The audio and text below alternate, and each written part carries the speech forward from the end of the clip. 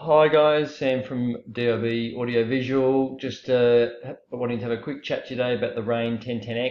I think this is a great flexible DSP audio matrix. I think it's handy for a range of situations, especially ones where you've got multiple audio zones and possible paging potential.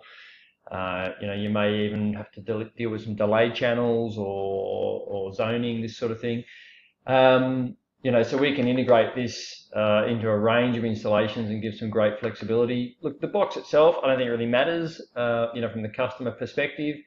It's the things that you can do with it. So we've sort of got 10 inputs and 10 outputs.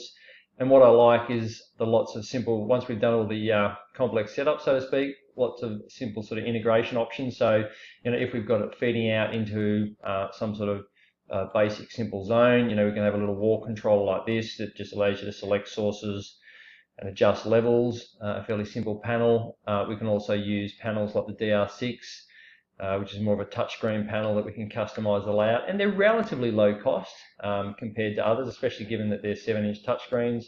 Here's an example, showing tabs for different locations, levels, mutability, source selectors.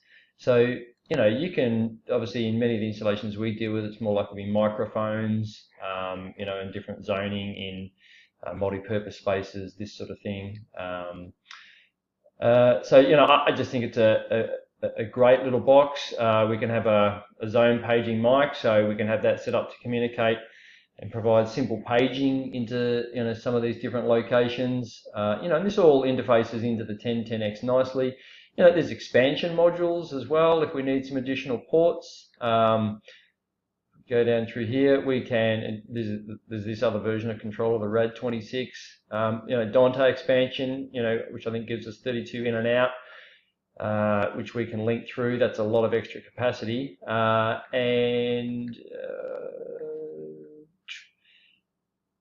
little expanders, like these input plates that run straight in, as well as we can get another dual input and output with some logic. And a lot of these plug into the, I think they call it the RAD ports, into these ports here. So the controllers or some of these auxiliary inputs hang off here. So it's quite an expandable box, and we're starting to see a range of applications that suit this product. So it may be something that we might use to assist with your project requirements. If you've got any questions, get in touch. Thank you.